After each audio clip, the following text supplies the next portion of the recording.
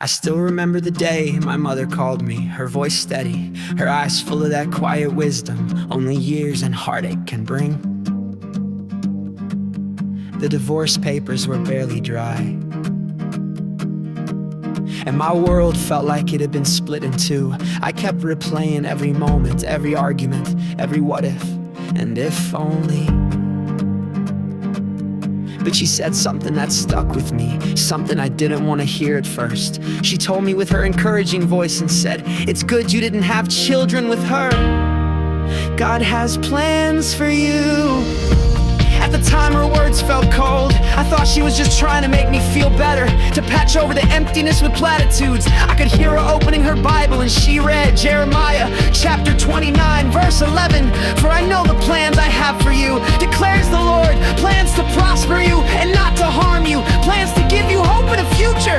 I'd heard that verse before, usually on graduation cards or coffee mugs, but in that moment it felt different. Jeremiah spoke those words to people in exile, people that lost everything familiar, who were living in a foreign land, wondering if they'd ever find their way home again. This verse hit close to home. I was exiled from the life I thought I'd built, the future I'd pictured, having kids, a family, and a home, all gone. I felt like I'd failed, like God's plans for me had been derailed. But as I sat with those words, I realized something. God's promise wasn't for an easy life or a life free from pain. The Israelites had to wait 70 years to see that promise fulfilled. Most of them never saw it in their lifetime. But God was telling them, and me, that even in the middle of brokenness, He hadn't forgotten them, that His plans were still good, even if they didn't look the way I'd hoped. My mother's words started to make sense. Maybe it was good I didn't have children with my ex.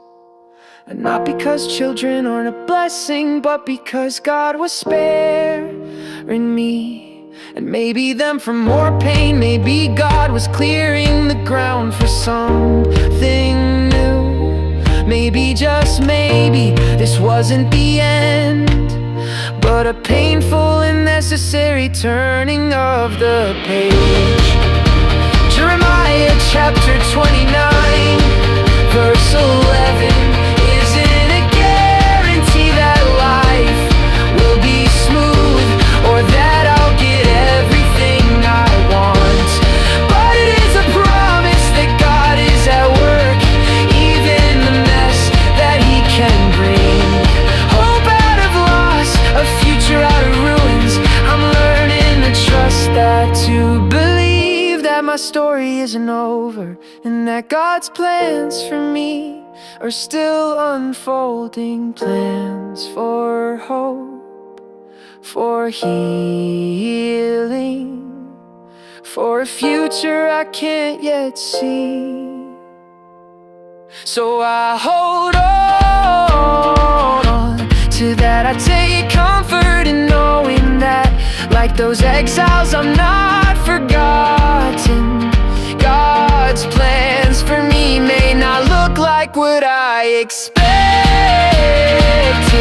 but they are good, and